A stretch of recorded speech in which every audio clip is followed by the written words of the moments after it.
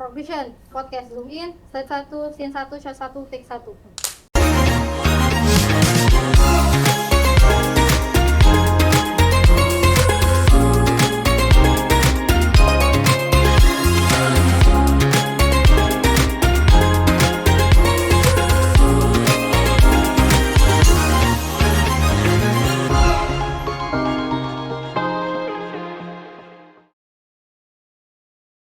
Oke, halo my friend, selamat datang di Halo. podcast Zoom In.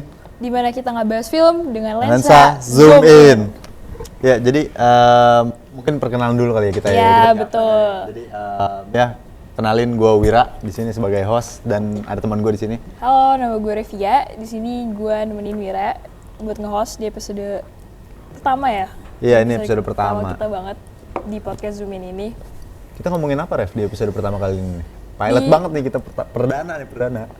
Bener banget, ini pertama banget. Dan hari ini kita bakal ngebahas suatu hal yang menurut gue menarik banget gitu. Kayak, ini kita nih settingnya udah film banget kan? Iya, betul. Pars. Jadi di episode pertama ini kita akan ngebahas tentang suatu profesi yang dimana punya peran yang sangat penting di dunia film. Betul. Of course. Yang dimana profesi ini berhubungan dengan merancang set. Oke. Dan gimana di dalam itu tuh ada yang namanya mise en scene. Wis. Apa tuh mise en scene? Oh ya gue yang jelasin deh. Itu. Jadi teman-teman mungkin buat teman-teman di luar sana yang belum pada tahu gitu, mise en scene itu adalah kalau diambil secara harfiah gitu ya, secara langsung tuh sebenarnya ditranslasikan dari bahasa Prancis gitu, diambil dari bahasa Prancis, yang artinya tuh adalah segala sesuatu yang terlihat di dalam sebuah frame gitu. Nah unsur-unsurnya tuh ada beberapa lah, ada 4 poin gitu. Jadi ada setting pertama itu mencakup dekorasi dan juga properti gitu, terus juga ada lighting yang dimana ada practical light di dalamnya, terus juga ada kostum dan makeup serta gerak figur dan ekspresi gitu. Nah dunia yang mau kita bahas nih mencakup 3 poin dari 4 poin yang ada di dalam mise en scene gitu. Apa aja tuh? Jadi dunia artistik tuh menunjuk terhadap setting, terus juga terhadap lighting praktikal gitu juga, terus juga sama kostum dan juga makeup gitu. Kalau ekspresi dan gerak figur tuh kan tugasnya sutradara lah ya. Ya. Dan sebenarnya mise en scene itu mungkin teman-teman di sini ada beberapa yang kurang familiar sama mise en scene-nya. Sebenarnya Imam kita tadi juga pronounce juga susah gitu. Iya, betul. Apa gitu. Tapi sebenarnya mise en scene itu penting banget di dalam film. Kenapa? Karena itu bisa ngebuat make believe di dalam suatu film gitu. Kalau misalkan teman-teman tahu kayak Apa tuh make believe sebelumnya, Rev?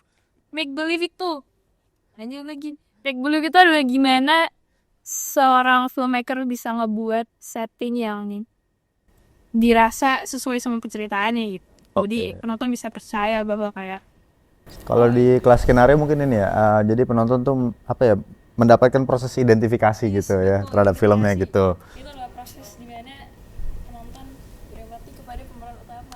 Nah, mungkin contohnya apa sih Rev filmnya gitu ya? Film ngeri-ngeri sedap kali katanya sih kali ini. Sesuai dengan judul gitu ya. Bener banget. Jadi hari ini kita mau ngebahas tentang film Ngeri-Ngeri Sedap yang rilis di tahun 2002. Iya, tahun 2022. Itu sutradaranya Benedion ya kalau nggak salah. Ya, terus filmnya tuh bercerita tentang apa sih, Rev? Jadi sebenarnya mungkin kalau secara garis besar, dan gue yakin pasti teman-teman juga udah pada tahu dan udah pasti udah pada dengar tentang Ngeri-Ngeri Sedap.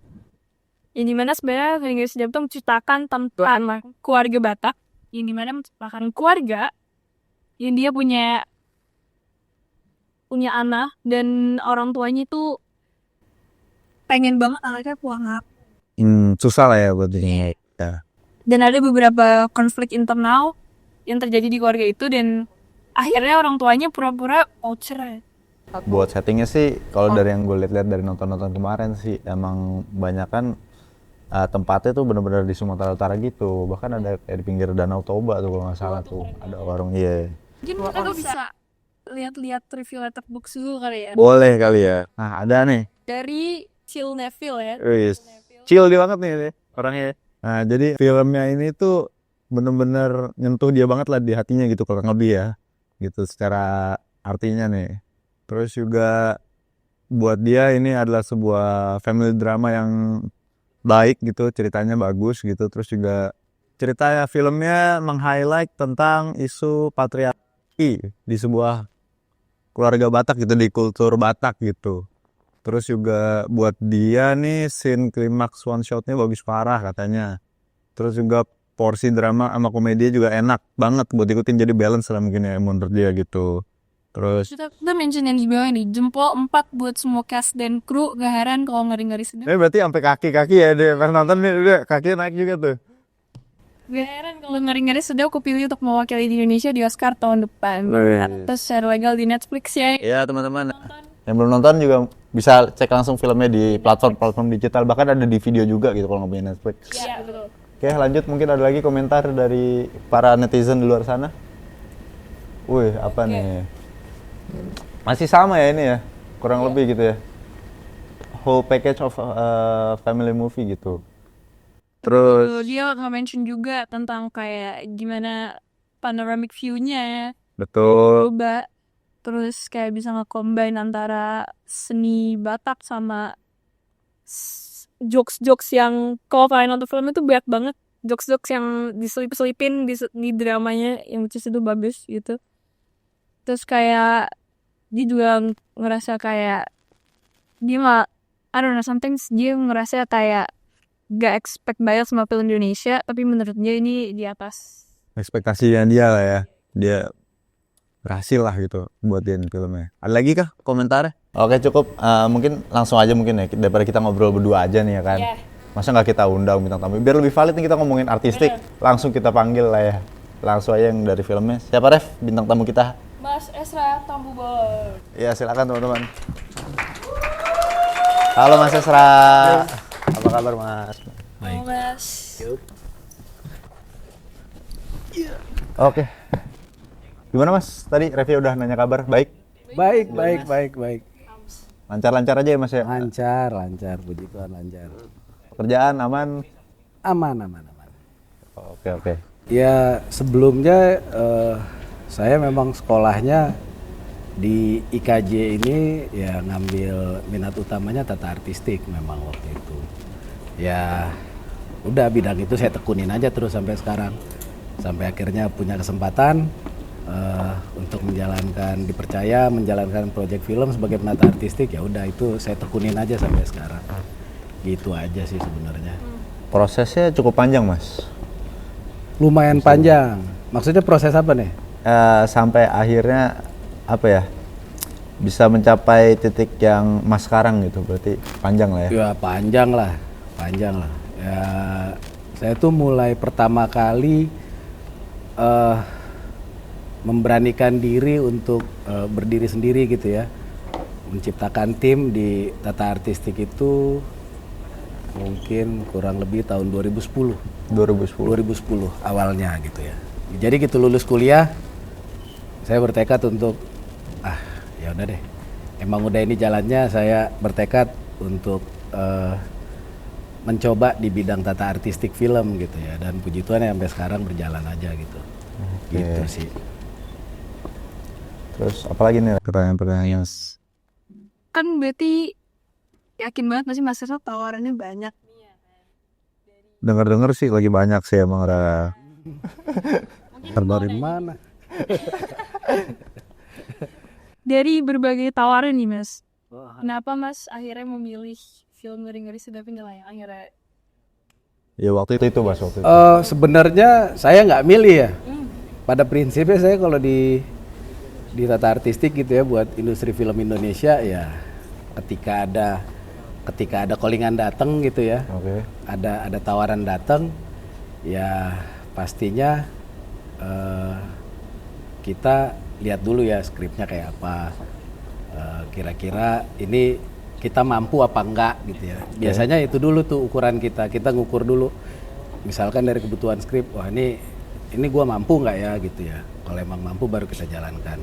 Dan kebetulan kalau Ngeri-Ngeri Sedap ini memang awalnya banget waktu itu yang nelpon Ernest dulu tuh. Dia nelpon, dia bilang, ini ada anak stand up nih, orang Batak mau bikin film Batak, mau nyari kalau bisa penata artistiknya orang Batak gitu. Biar lebih gampang kali Mas ya biar prosesnya. mungkin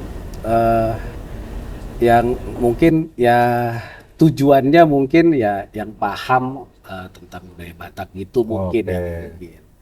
Dan oke, saya bilang boleh, saya bilang akhirnya beberapa hari kemudian Bene nelpon saya. Bene ceritain tuh dia introduksi singkat tentang film Ngeri-Ngeri Sedap. Dia bilang kita mau bikin film kayak gini gini. Oke. Terus dia kirim skripnya gitu ya. Ya udah oke, saya baca skripnya gitu kan. Sebenarnya waktu si Bene introduksi itu saya sudah tertarik gitu ya dengan visi misinya dia gitu ya tentang cerita Ngeri-Ngeri Sedap ini. Dan benar waktu pas baca skenarionya, Ngeri-Ngeri Sedap ini skenario tercepat yang pernah saya baca. Wow. Ya, jadi Boleh tahu nggak tuh Mas berapa lama? nggak nyampe 1 jam saya kelar baca Wih. skripnya. Saking excitednya tuh gimana tuh Mas? Enggak, karena relate kan. Oke. Karena cerita-ceritanya itu relate. Jadi saya nggak butuh waktu untuk berpikir gitu, ini maksudnya apa ya gitu ya.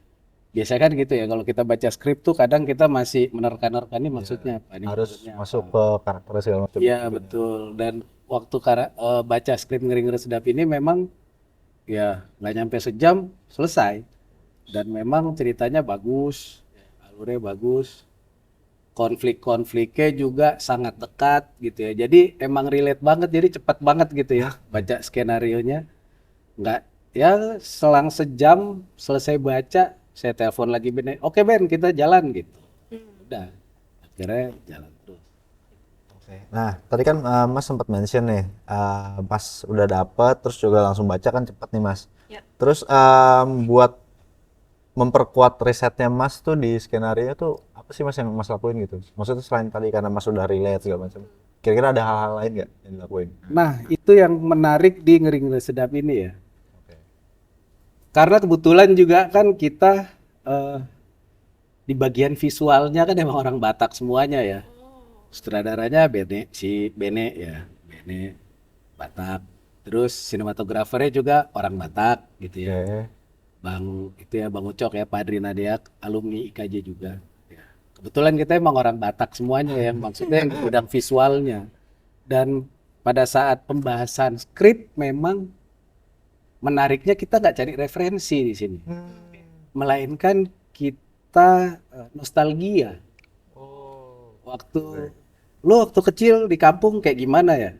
Di rumah opungmu tuh dulu ada apa ya? Gitu-gitu. Jadi kita banyak nostalgia kayak gitu sih. Oh, berarti kurang lebih melalui ngobrol-ngobrol ya Mas? Iya. Dan banyak pengalaman pribadi juga ya. Iya gitu. Jadi karena kita semuanya backgroundnya orang Batak dan semuanya terbiasa pulang kampung gitu ya ke daerah Tapanuli, artinya kita sudah sangat familiar sama visual yang ada di sana gitu. Jadi kita cerita-cerita ya. Akhirnya kalau terkait visual yang ada kita nostalgia gitu ya. Kayak misalkan kayak apa ya nanti properti-properti yang ada di dalam rumahnya gitu ya, rumah orang Batak gitu ya.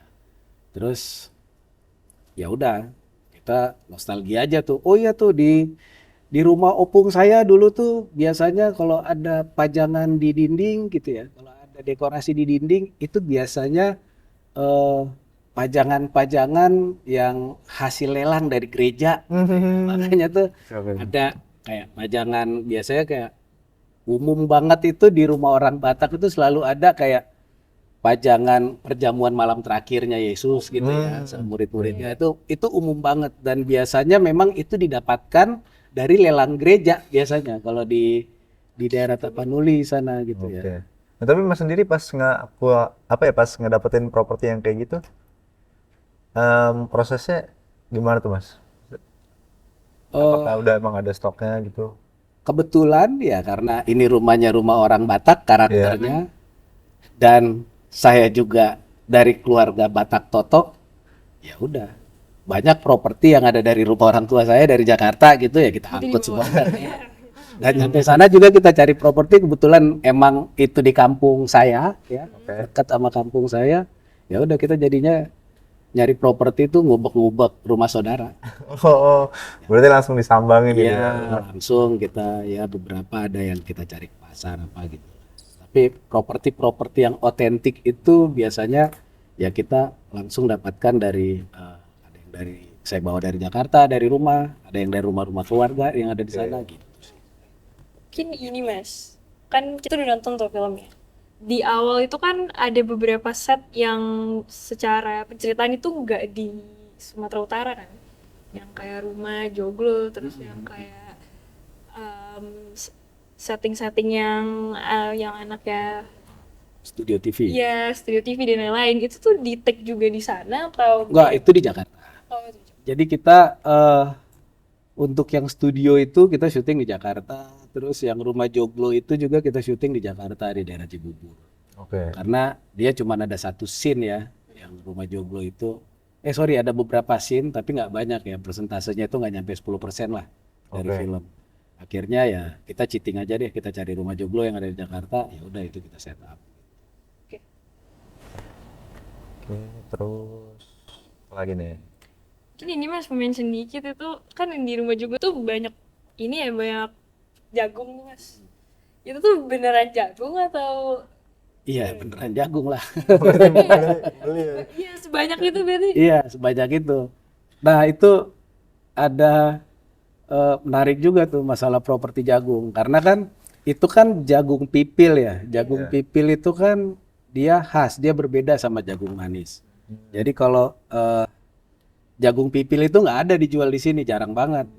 Jadi waktu itu tim saya, prop buyer, prop master, mereka nyari gitu ke pasar-pasar, ke pasar induk. Yang ada tuh jagung manis. Sedangkan yang kita butuhkan untuk dijemur itu kan jagung pipil. Akhirnya ya udah kita pesan, kita datangkan dari Jawa waktu itu. Kurang lebih apa ya, hampir 1 truk kayaknya. Waduh. Jagung. Jagung itu ada berapa karung lah gitu ya. Karena memang dia otentik karakternya ya. Dia petani jagung karakternya. Si Pak Pomo kalau nggak salah tuh, Pak Pomo dia karakternya sebagai petani jagung. Ya udah kita karena kita membutuhkan karakter yang otentik dari Jawa gitu ya, dari yang ada di pedalaman gitu ya. Terus untuk menunjukkan keotentikan petani jagungnya memang kita agak effort. Jadi kita emang setup itu ya, kita mendatangkan jagung sebegitu banyak, terus kita setup ya supaya naturalnya rumah petani jagung kayak gitu. Oke.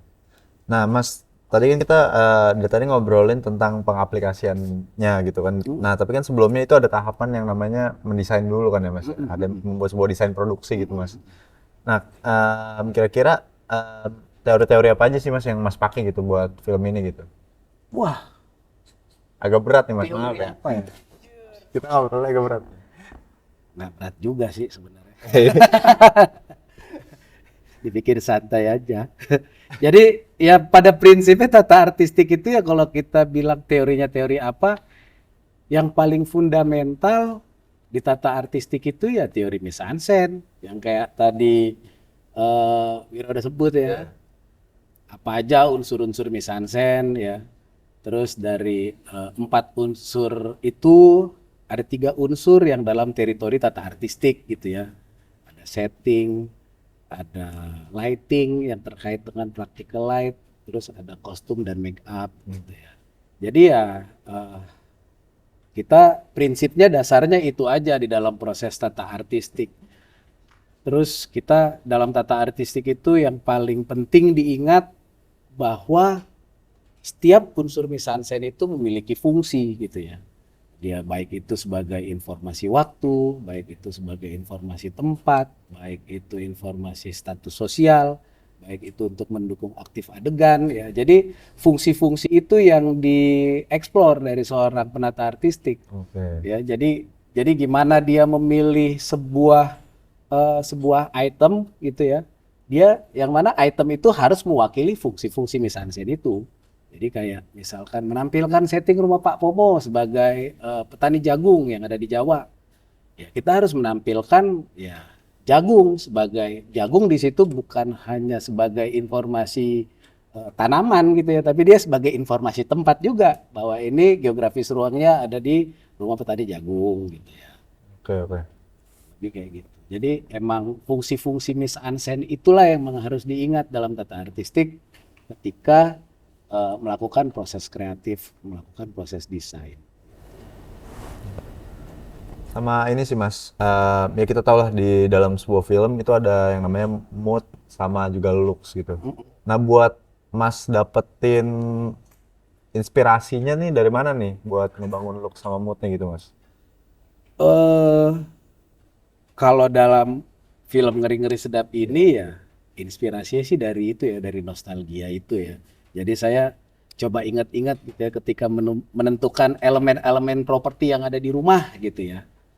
Gelasnya kayak apa ketika mereka makan gitu ya. Jadi yang otentik tuh dari keluarga Batak tuh kalau di kampung tuh mereka tuh selalu otentik dengan ada tuh gelasnya itu namanya gelas Duralex mereknya. Jadi dia tuh warnanya kayak warna orange kecoklatan gitu kaca. Itu hampir di semua rumah orang Batak pasti punya. Oke.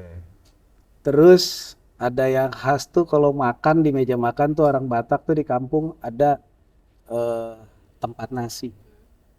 Ada kayak apa sih? Kalau orang Batak tuh bilangnya hudon, nggak tahu kalau bahasa Indonesia apa ya? Dandang. Kayak gitu dandang ya. gitu ya. Tapi dia bentuknya dia dari besi gitu. Dan bentuknya itu otentik. Dan Oke. biasanya karena dia di apa masak nasi itu di kompor kayu dan dia itu biasanya bagian bawahnya itu hitam-hitam gitu. Dan itu otentik banget tuh ada di meja makan. Terus kayak apa selalu ada otentik tempat cuci tangan gitu-gitu. Itu yang khas. Jadi untuk menentukan elemen visualnya dalam Ngeri-Ngeri Sedap ini ya kita banyak nostalgia sih sebenarnya, kita ngobrol-ngobrol juga tuh tukar pikiran sama kayak sama sinematografer terus sama sutradara gitu ya. Ya kita nostalgia aja.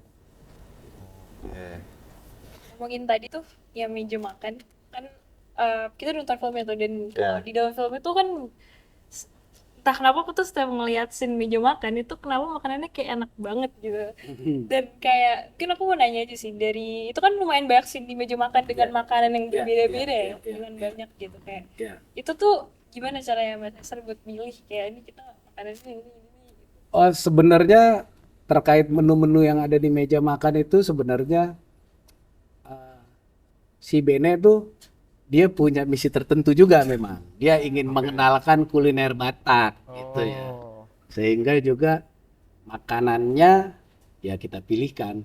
Dan sebenarnya itu sangat relate sama konten ceritanya. Karena kan ceritanya kan nih anaknya baru datang dari perantauan. Ya. Dan biasanya kalau kalau keluarga baru datang dari jauh gitu ya, baru datang biasanya itu kan disajikan dengan makanan-makanan yang spesial gitu ya. Tapi ya disajikan dengan makanan spesial ala Batak. Jadi ada kayak mie gomak, ada ikan arsik gitu ya. Jadi kita emang waktu itu juga emang Bene juga punya misi untuk memperkenalkan kuliner Batak itu dan kebetulan itu emang sangat relate dengan ceritanya jadi ya udah. Iya, kan kita ada juga sih yang makan di ini kan di warung. Oh iya iya benar. Terus jalan-jalan gitu. Itu berarti Mas pas ke lokasi itu banyak banget orang dong waktu itu. Atau enggak? Iya lumayan banyak orang. Ini orang yang apa nih? Ini yang kayak orang yang berjualan dan lain sebagainya gitu. Yang di lokasi kayak pasar gitu ya? Iya, di pasar-pasar itu. Oh kalau di bagian eksterior ya biasa lah ya. Namanya kita syuting di eksterior pasti akan menimbulkan kerumunan ya. Tapi ya semuanya kan sudah dikondisikan dengan departemen-departemen terkait. Sama ini sih Mas, ya kita kan, gue secara pribadi nggak tahu ya Mas ya di belakangnya sebelum pas development gitu, pas setnya sebelum jadi gitu seperti apa.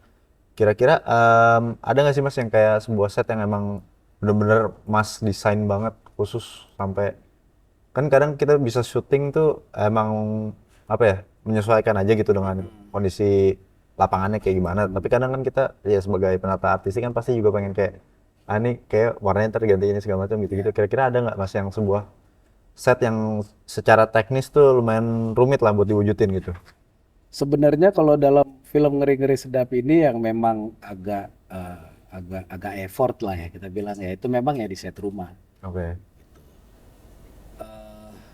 Dan pas proses kreatif pertama ya, waktu saya membuat layout, ini kan saya film pertama sama Bene ya. Artinya saya juga masih meraba ini dia kira-kira taste-nya dia kayak apa ya. Terus keinginan pandangan dia terhadap visual itu kayak gimana ya. Waktu itu kan masih meraba ya karena kita pertama kali. Jadi waktu itu saya coba tawarkan ya dengan layout yang kita bilang template lah ya. Oke. Layout template untuk set rumah gitu ya. Menciptakan layout ruang tamu gitu, misalkan ruang tamu terus ada penyekat, ini jadi ruang yang lain gitu. Saya coba tawarkan layout itu.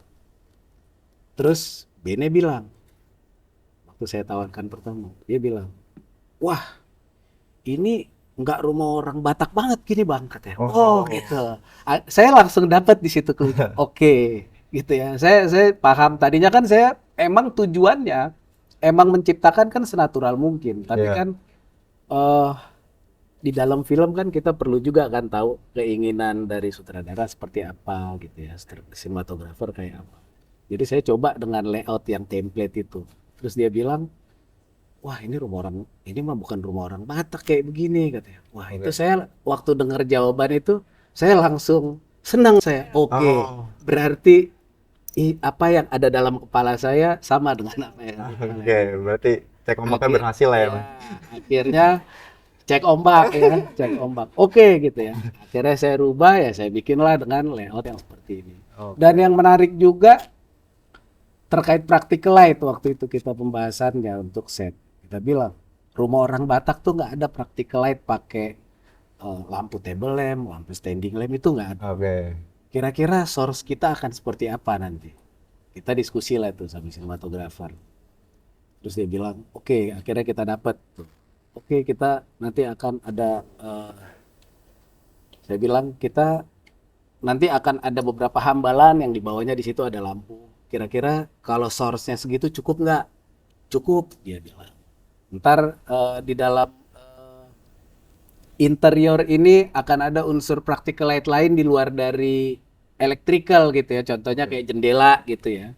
Apakah cukup dari sini? Cukup gitu ya. Akhirnya kita berdiskusi kayak gitulah.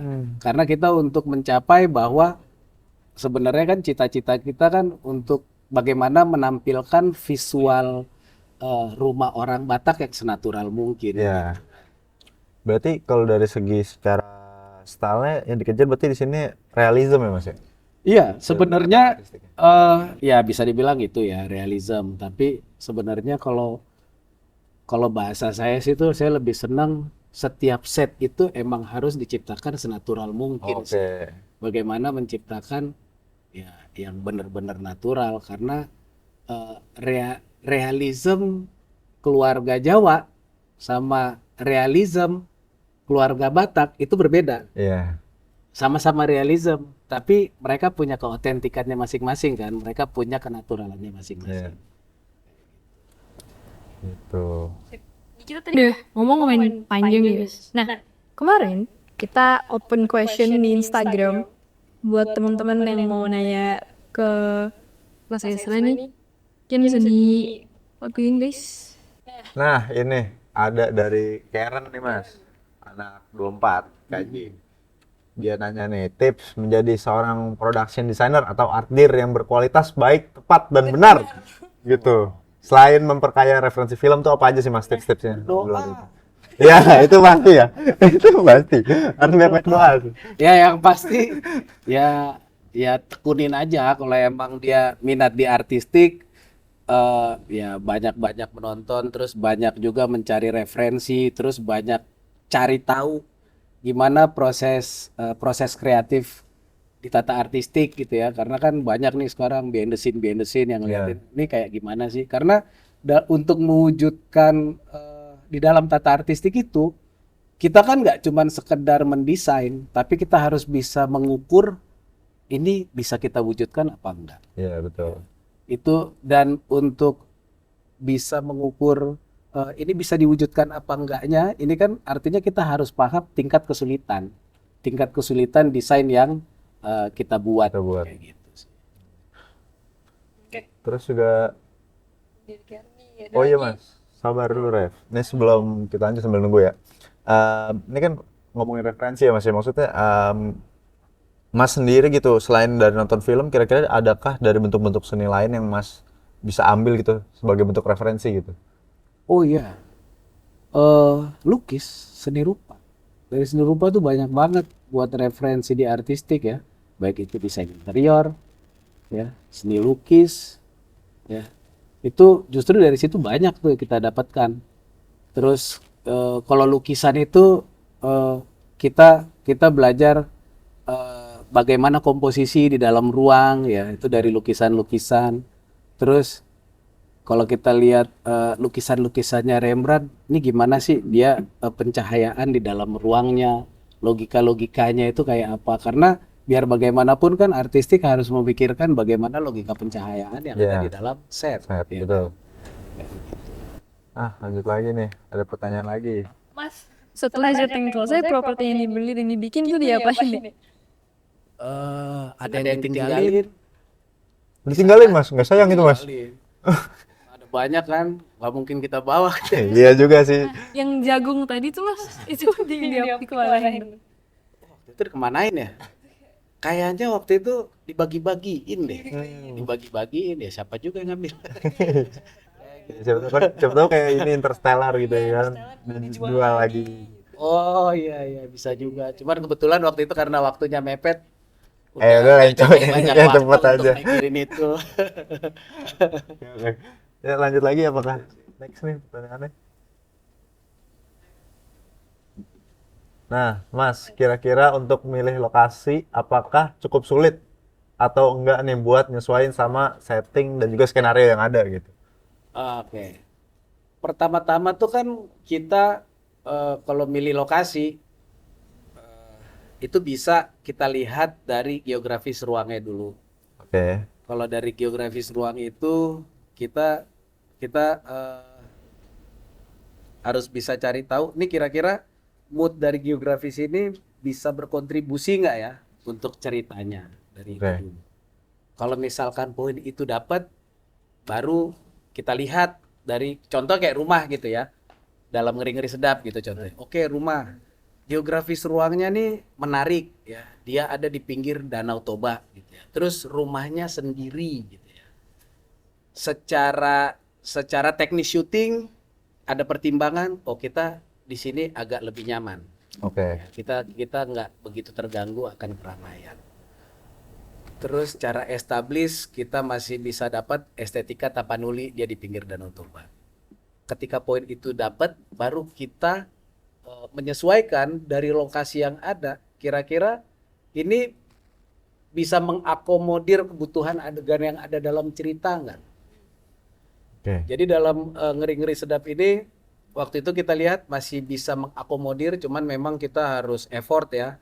Kita harus merubah warna, kita harus menghadirkan seluruh properti interior, dan kita harus menjebol salah satu tembok yang ada di pinggir itu, Waduh. yang untuk ke teras samping itu kan. Iya. Karena itu kan kebutuhannya waktu itu untuk yang adegan long take itu ya, 7 menit itu ya. Jadi ada kebutuhan kebutuhan adegan mereka dari dalam terus keluar pindah ke samping gitu ya. Itu kan long take itu akhirnya kita jebol salah satu tembok ya, tadinya itu ada jendela terus kita jebol, kita jadiin pintu. Jadi waktu itu ya lumayan lah, saya ada harus 3 kali bolak-balik ke sana untuk ngecek tukang gitu ya. Udah sesuai atau belum gitu ya. Terus kita harus bikin taman gitu ya, taman depan rumah. Jadi memang rumah di dalam Ngeri-Ngeri Sedap ini effortnya ya lumayan lah. Kita cukup bedah rumah lah waktu itu. Oke. Selanjutnya apakah masih ada lagi nih pertanyaannya? Oke. Prop house buat sewa properti syuting di Jakarta ada gimana aja mas? Makasih mas. Oh, ini mungkin tipsnya penting buat anak-anak IKJ yang udah mau praktika Sebenarnya gitu. prop house ini nggak ada ini ya, nggak soalnya prop house ini bukan kayak rental alat kamera ya. Iya, benar. Gitu ya. Jadi biasanya kalau prop house itu setiap art director pasti dia punya stok barang biasanya. Iya. Dan setiap art director itu atau setiap production designer mereka punya prop house-nya masing-masing. Biasanya sih seputaran itu aja. Ya mungkin lebih banyak ngobrol-ngobrol lah ya nanti. Jadi kalau mau cari prop house ya hubungin art director Iya, yang ada di Jakarta ini ya dihubungin, mereka pasti punya prop house. Betul. Oke, Mas mungkin dari kita udah ngobrol-ngobrol nih, mungkin kita masuk ke sebuah VT dulu ya ini ya. Ada VT nih. Langsung aja nih. Ya, itu tadi VT-nya ya. Komentar dari Bang Bima angkatan 22 gitu terhadap film Ngeri-Ngeri Sedap gitu ya kan. Ya, kurang lebih komentarnya bener sih apa yang tadi juga udah kita Tentang quotes-nya relate. Iya, segala macam. Gimana film ini juga ngebawa tentang gimana budaya di Sumatera Utara itu sendiri.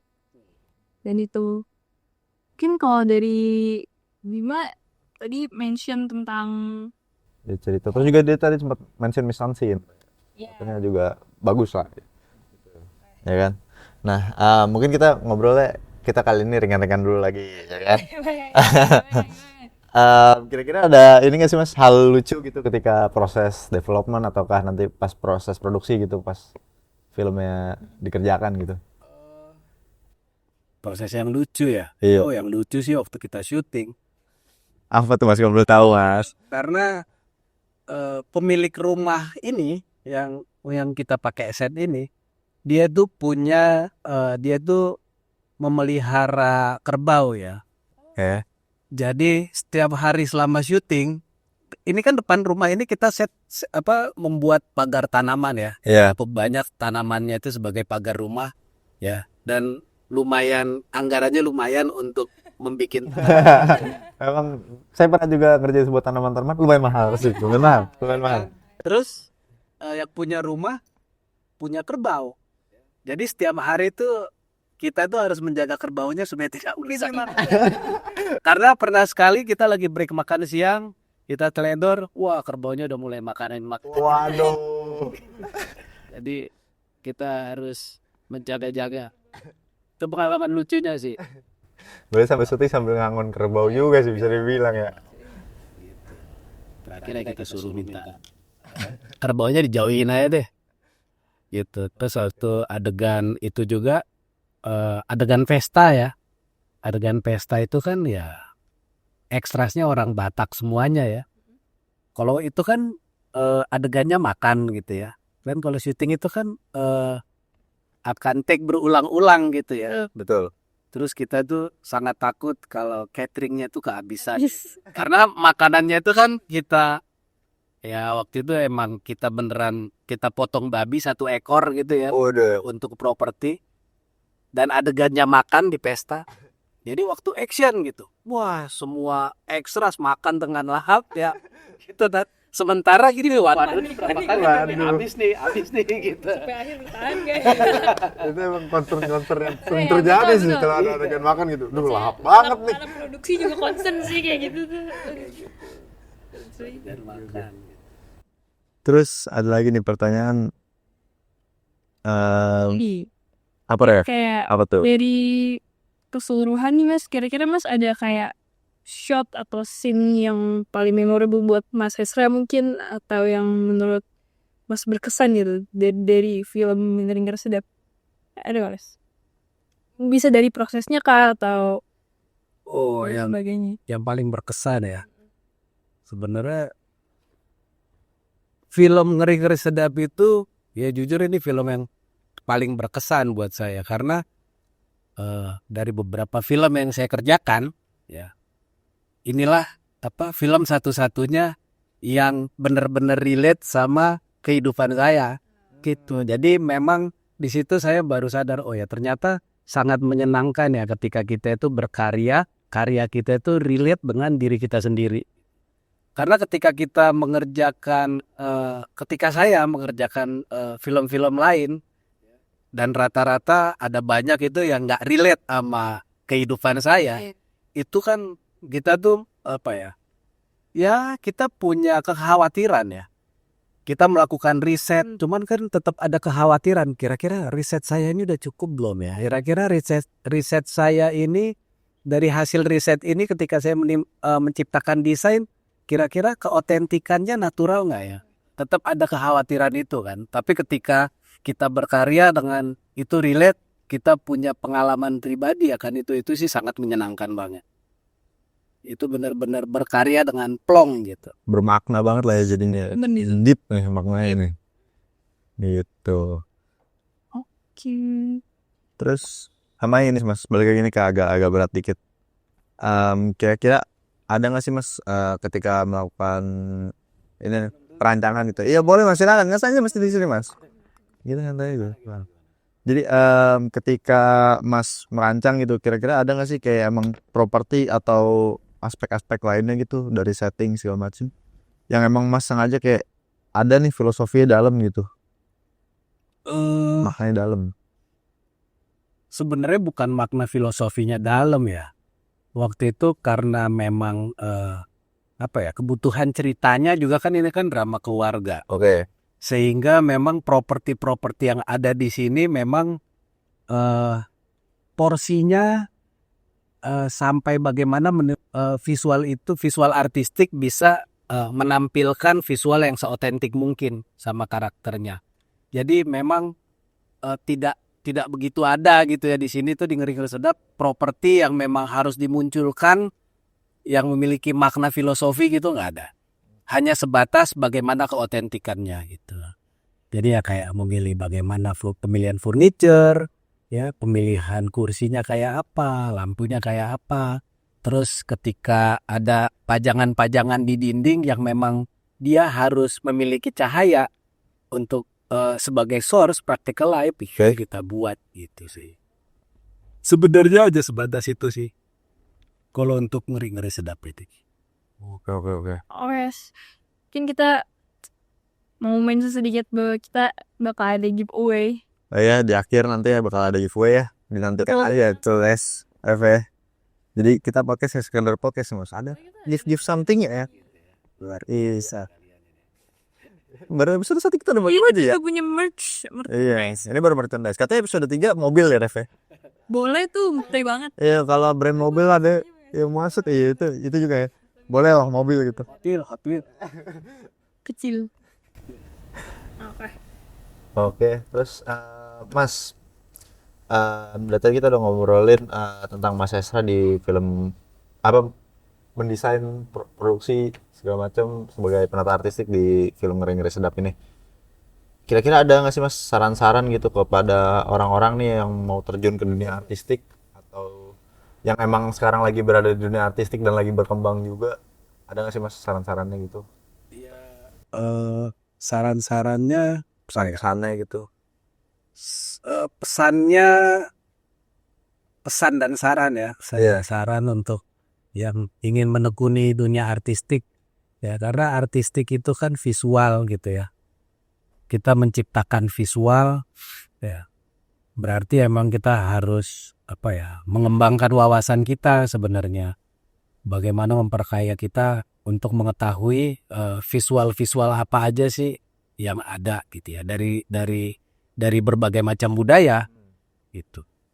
Kita harus rajin-rajin riset gitu ya. Kalau lagi waktu senggang, lagi bengong, daripada scroll medsos, IG gitu ya, mending coba ya scroll visual di Lombok kayak gimana, visual di Bali kayak gimana, atau visual di Amerika Latin kayak gimana. Karena itu sebenarnya itu tanpa kita sadari nanti sebenarnya itu bisa membantu tes kita sih ketika kita menciptakan sebuah desain. Aspek-aspek seni rupa juga sangat banyak di dalam tata artistik ya. Iya. Ya mau warna, ya mau komposisi gitu ya.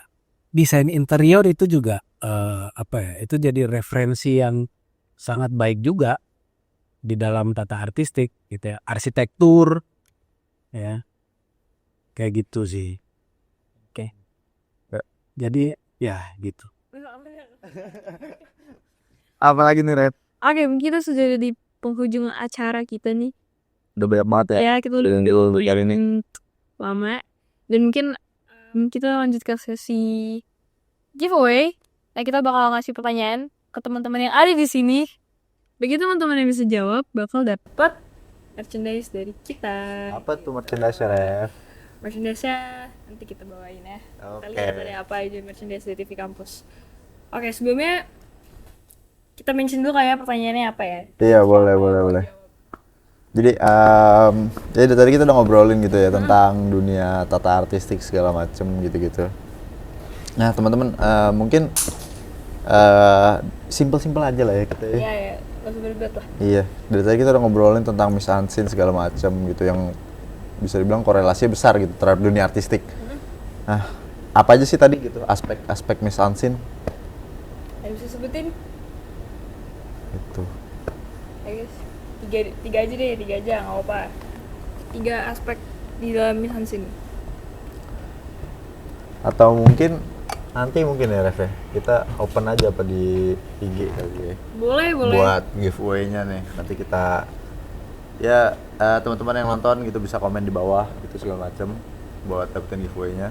Yes, giveaway. Dan pertanyaan tadi yang di-mention sama Wira, sebutin 3 Iya. aspek. Empat. Ada empat. Empat. Jangan kurang-kurangin Ref. Ini Pak Ketua saya ini, Ketua suku saya. Iya. 4 aspek. Iya, 4 aspek mise en scene tadi ada apa aja, nanti bisa komen di bawah, terus juga nanti syarat-syaratnya bisa cek di deskripsi di bawah gitu ya. Oke, apa lagi nih Bang Esra? Apa tuh? Kira-kira Ya nextnya mau ada apa project lagi nggak, sih? Mas? Ada apa lagi sih? Selanjutnya. Selanjutnya belum ada yang ini, belum ada yang fix gitu ya. Masih nunggu juga sih. Oke. Apa? Oh ya satu lagi tuh. Tadi gue lupa nambahin. Yang saran untuk mau jadi itu ya. Iya. Artistik ya. Harus disadarin bahwa tata artistik, departemen artistik ya, dalam industri itu pekerjaan yang sangat melelahkan. Iya, betul. Itu pekerjaan yang sangat-sangat melelahkan. Ya, jadi butuh effort lebih gitu ya. Waktu dan tenaga gitu ya. Karena artistik itu kan datang duluan pulang belakang. Iya, betul. Saya anak produksi dan media untuk Jadi memang artistik itu emang pekerjaan yang sangat melelahkan. Tapi ketika kita kita memang benar-benar bertekad untuk siap capek, dalam arti capek itu kan untuk mencapai hasil yang optimal. Iya, betul. Itu pasti nanti akan terobati loh. Jika hasilnya optimal, kita pasti semua capek itu pasti akan dia. Jadi poinnya ya setotal mungkin di dalam tata artistik. Oke. Ya mungkin Yes. kita sudah di penghujung buat acara nih ya kan, Ref ya. Makasih banyak untuk Mas Reza. Oke. Iya, terima kasih sudah menyempatkan waktunya buat datang ke. Terima kasih juga untuk para kru di belakang sana yang Ya, terima sudah- kasih semuanya teman-teman Terima kasih buat di TV sana. Kampus. Buat Dan terima kasih juga buat yang nonton. Iya, buat yang nonton tentunya ya. Buat kampus kita juga. FFTV IKJ. Terima kasih gitu ya. Oke. Mungkin sekian dulu kali ya Ref ya. Ya. Buat acara kali ini, episode pertama, episode pilot ini udah banyak banget ilmu yang bisa diambil. Sekian. Terima kasih. Sampai jumpa lagi di episode berikutnya. Dadah my friend, sampai jumpa. Oke. Ya, mari. Ya. Terima kasih banyak. Oke. Thank you Mas ya. Thank you. Sukses terus ya Mas ya. Siap. Siap.